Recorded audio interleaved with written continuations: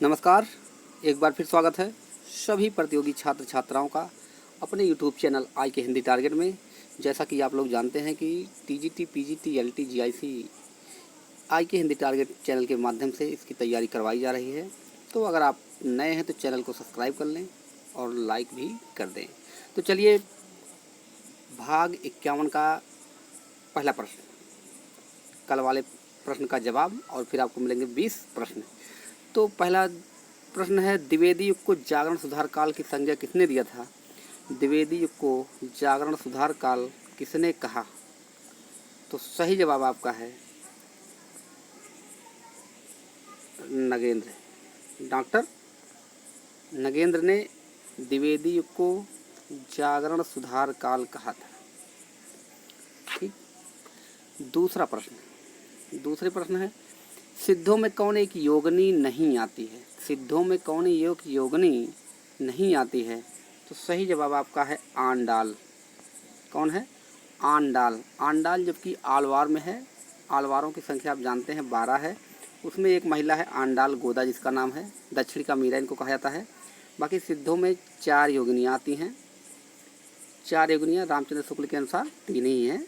तो 4 योगिनियाँ हैं सिद्धों में। बाकी सिद्धों की संख्या 84 है। नाथों की संख्या 9 है। नायनारों की संख्या 63। ये सब आप छोटे छोटे हैं, इसको आप बिल्कुल याद रखिए। तीसरा प्रश्न है, नया ज्ञानोदय पत्रिका के प्रवर्तक। नया ज्ञानोदय, तो सही जवाब है रविंद्र कालिया। नया ज्ञानोदय रविंद्र कालिया की पत्रिका है ये। आगे चौथा है, सूरदास की गोपियाँ कैसी थी? सूरदास की गोपियाँ कैसी थी? तो इनकी गोपियाँ भावुक थी। कैसी थी? भावुक। भावुक अजात संदेह है। तो भावुक थी, लोक सेवी हरिऔध की, समाज सेवी हरिऔध की, तर्कशील नंददास की। यानी जिनकी गोपियाँ हैं सबको आप थोड़ा थोड़ा याद कर लीजिए, किसकी गोपियाँ कैसी थी, तर्कशील थी, भावुक थी, समाज सेवी, लोक सेवी क्या इत्यादि, ये सब आपको याद कर लेने हैं। यहीं से प्रश्न आपका उठेगा। मूल दीर्घ स्वर कितने होते हैं? तो सही जवाब आपका है 3। मूल दीर्घ स्वर होते हैं 3। तो मूल दीर्घ कौन है? आप देख लीजिए, बड़ा, बड़ी और बड़ा ऊ, यही मूल दीर्घ स्वर है। बस आपको जब पेपर में आएगा तो आपको ये नहीं दिखाएगा, आपको दिखाएगा दीर्घ स्वर कितने होते हैं, तो आप 7 लगा देंगे, क्योंकि 4 संयुक्त स्वर हैं और 3 मूल हैं। यानी मूल पूछेगा 3, अगर पूछेगा दीर्घ स्वर कितने हैं तो 7। इतिहास तिमिर नाशक किसकी रचना है? इतिहास तिमिर नाशक किसकी रचना है? तो राजा शिव प्रसाद सितारे हिंद। राजा शिव प्रसाद सितारे हिंद की रचना है इतिहास तिमिर नाशक। आलसियों का कोड़ा, गुटका, ये सब रचनाएं किसके हैं? राजा शिव प्रसाद सितारे हिंद के। 7वां, गोदाम, गमला, कनस्टर कैसा शब्द है? तो ये सब शब्द पूरे क्या हैं? पुर्तगाली हैं। पुर्तगाली शब्द हैं गोदाम, गमला, कनस्टर, आलपीन, अलमारी, अलकतरा, गोभी, चाभी, स्त्री, मिस्त्री, रुमाल इत्यादि, ये सब क्या हैं? सब पुर्तगाली हैं। परात, पपीता, संतरा, ये सब पुर्तगाली शब्द में आते हैं। सबसे ज़्यादा आपसे पूछा जाता है गमला, कई बार पूछा गया गमला कैसा शब्द है। 8वां है, किस कवि को भारतेंदु परगेंदु की उपाधि मिली है? किस कवि को भारतेंदु परगेंदु की उपाधि मिली है? तो सही जवाब है नाथुराम शर्मा शंकर को भारतेंदु परगेंदु कहा जाता है।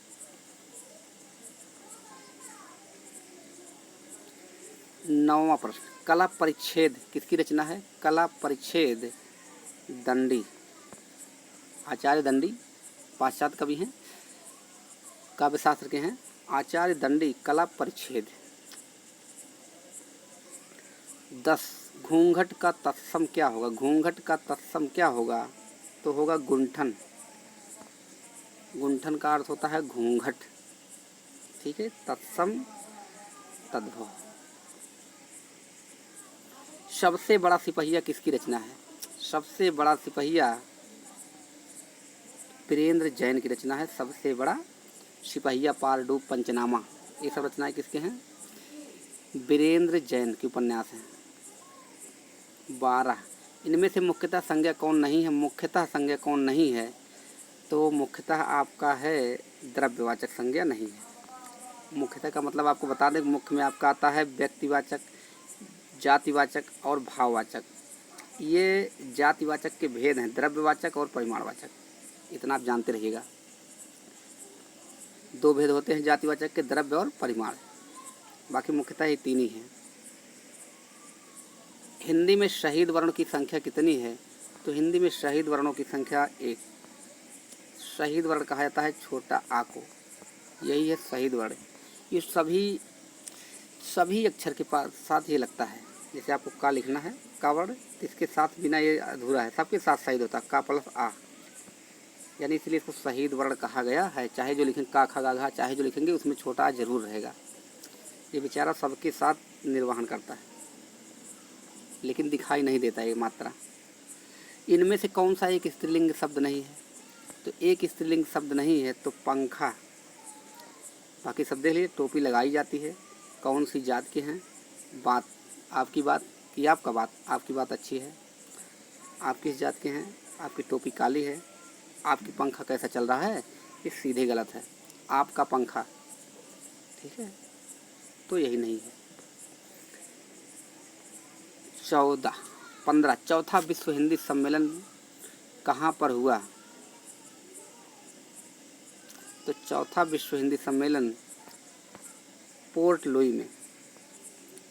पहला नागपुर में, दूसरा पोर्ट लुई में, फिर तीसरा दिल्ली में, चौथा फिर पोर्ट लुई में। तो सही जवाब है पोर्ट लुई। 16 उत्तर भारत का शरद चंद्र किसे कहा जाता है? उत्तर भारत का शरद चंद्र जैनेंद्र को कहा जाता है।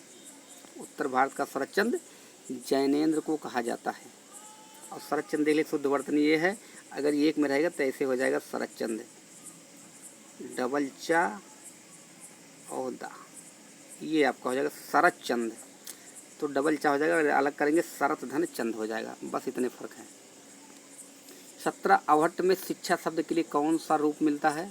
शिक्षा शब्द के लिए कौन सा मिलता है? शिक्षा, शिक्षा। तो आपको बताए हैं कि यही देखिए, जो खा है यही तत्सम में छा हो जाता है, तो यही मिलता है शिक्षा, सही है। 18 है राम कुमार वर्मा ने संधिकाल के अंतर्गत किस साहित्य की विवेचना की है? संधिकाल के अंतर्गत किस साहित्य की विवेचना की है? तो संधिकाल के अंतर्गत सिद्ध जैन साहित्य की विवेचना की है राम कुमार वर्मा ने। तो ये 18 प्रश्न ही थे पिछले वीडियो में, तो और प्रत्येक वीडियो में आपको 20-20 प्रश्न मिलने वाले हैं। ये प्रत्येक दिन आपको मिलेगा जब तक आपका पेपर नहीं हो जाता है। और इसको अगर आप देखते हैं तो आप पूरी जितने भी प्रश्न आपके 125 हैं लगभग इसी से आपको मिल जाएंगे। अब चलते हैं 20 प्रश्नों की श्रृंखला की तरफ, जो आपको लेके देना है कमेंट बॉक्स में जवाब।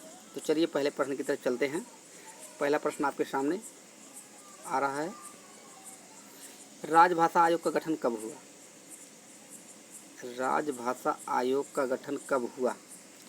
1855, 1955, 1947, 1893, 1947, 1955, 1855। तो कब हुआ राजभाषा आयोग का गठन? बीजी खेर के द्वारा हुआ है। आचार्य भामा ने अपने ग्रंथ काव्यालंकार में कितने अलंकारों की चर्चा की है? जो काव्यालंकार लिखे उसमें कितने अलंकारों की चर्चा की है? 36, 38, 48, 105। 36, 38, 48, 105। तो इनमें से कौन सा जवाब सही होगा आपको बताने हैं। तीसरे प्रश्न की तरफ चलते हैं। निरंजनी संप्रदाय कहाँ प्रचलित है? निरंजनी संप्रदाय कहाँ प्रचलित है? तो उड़ीसा में, राजस्थान, महाराष्ट्र, जयपुर। तो कहाँ पर ये प्रचलित है निरंजनी संप्रदाय? समय बहुत कम बचा है सबके पास, क्योंकि परीक्षा का डेट अब हटने वाला नहीं है, उसी पे होगा। और अगर हटा तो फिर 1 साल के लिए हट जाएगा।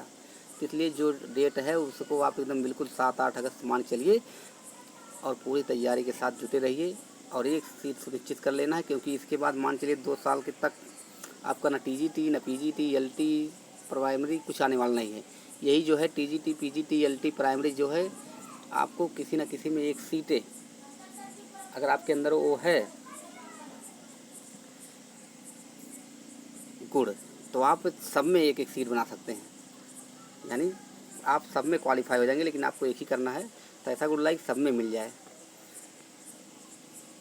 सचेतन कहानी का सही समय क्या है? सचेतन कहानी का सही समय क्या है? 1960, 1964, 1968, 1972। 60, 64, 68, 72। पाँचवा प्रश्न, तिलक फांट में कुल कितने फांट थे? तिलक फांट, बाल गंगाधर तिलक ने के द्वारा बनाए गए तिलक फांट में कुल कितने फांट? 1924, 1024, 190, 180। 1924, 1024, 190, 180 फांट आपको बताने हैं। देवकीनंदन खत्री की रचना भूतनाथ में कुल कितने भाग हैं? भूतनाथ में कुल कितने भाग हैं? 24, 12, 6, 7। 24, 12, 6, 7। तो देवकीनंदन खत्री की रचना है भूतनाथ, जो अपूर्ण हो गया था और इसको पूरा किए थे इनके पुत्र दुर्गा प्रसाद खत्री। लेकिन दरवाजा किसकी रचना है? रचनाएं आपसे पूछा जाएगा। रविंद्र जैन, शंकर शेष, भगवान दास, पंकज बिष्ट। रविंद्र जैन, शंकर शेष, भगवान दास, पंकज बिष्ट। 7 हो चुका है। 8वां, देहाती दुनिया उपन्यास के लेखक हैं। कई बार पूछा गया देहाती दुनिया उपन्यास किसका है? शिवपूजन सहाय, मनोहर श्याम जोशी, जैनेन्द्र, सुदर्शन। तो किसकी रचना है आपको बताना है? देहाती दुनिया। चारों ऑप्शन में से एक सही है। निषाद बांसुरी रचना की विधा है? एकांकी, एकांकी, नाटक, ललित निबंध, जीवनी। तो इनमें से कौन सी एक विधा है निषाद बांसुरी? 9, 10, उपेंद्र बज्रा में कितने वर्ण होते हैं? उपेंद्र बज्रा, इंद्र बज्रा, उपेंद्र बज्रा, बसंत तिलका, शालिनी, मालिनी, भुजंगा, भुजंगी, शिखंडी इत्यादि सब वर्णिक छंद हैं। कितने वर्ण होते हैं? 10, 11, 14, 18। 10, 11, 14, 18 कितने वर्ण होते हैं आपको बताने हैं। उसी तपस्वी से लंबे थे देवदार, 2 4 खड़े पंक्ति में कौन सा अलंकार है? कई बार पूछा गया है, हम भी पूछ लिए हैं। प्रतीप, अन्वय, रूपक, विभावना। प्रतीप अलंकार, अन्वय अलंकार, रूपक अलंकार, विभावना अलंकार। तो कौन सा अलंकार होगा? अलंकार भी आप लोग देखते रहिए, एक अलंकार मिलेगा आपको। 12 है, भरत मुनि ने अपने नाट्यशास्त्र में वीर रस के कौन से एक भेद नहीं माने हैं? तो वीर रस का एक भेद नहीं माने हो, तीनों माने हैं। तो कौन नहीं माने? युद्धवीर, दानवीर, धर्मवीर, दयावीर।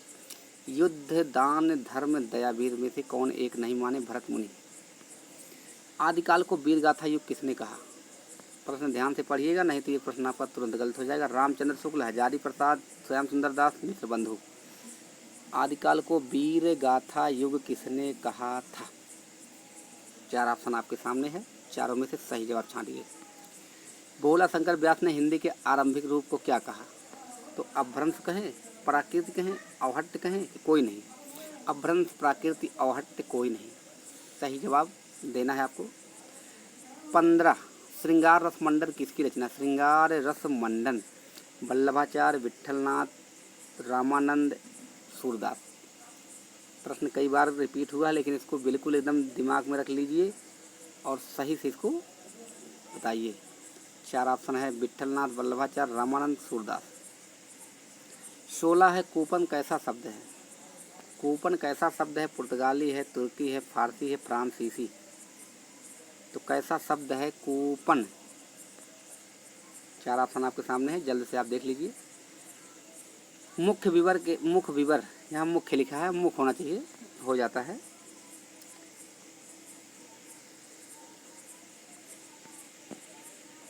मुख्य विवर के आधार पर स्वर कितने प्रकार के होते हैं? 2, 5, 6, 4। 2, 5, 6, 4। 18 प्रश्न है। भवभूतकृत मालती माधव में कितने अंक हैं? ये तो आसान प्रश्न है, लेकिन कठिन हो जाता है। 2, 4, 6, 10। 2, 4, 6, 10। तो कितने अंक हैं भवभूतकृत मालती माधव? 19 है, रीतिवाद के प्रवर्तक कौन थे? रीतिवाद के प्रवर्तक वामन, केशव दास, भिखारी दास, निराला। तो कौन है? आपको सही जवाब देने हैं। चारों जवाब आपके सामने हैं, लेकिन सही एक ही है। आज का अंतिम और 20वां सवाल है, खुरदरी हथेलियाँ किस कवियत्री की रचना है?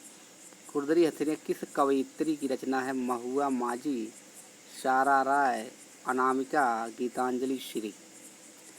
ये आपके हो चुके हैं 20 प्रश्न। महुआ माझी, सारा राय, अनामिका, गीतांजलि श्री। अब आपको 20 प्रश्न के जवाब देने हैं और 20-20 प्रश्न आपका अभी 40 दिन बचा है।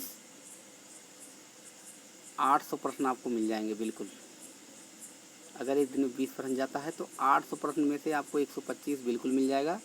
बस आप ध्यान से पढ़िए। तो 20 प्रश्न आपके हो चुके हैं। अब आज के लिए इतना ही, फिर अगले नेक्स्ट वीडियो मिलते हैं। तब तक के लिए धन्यवाद।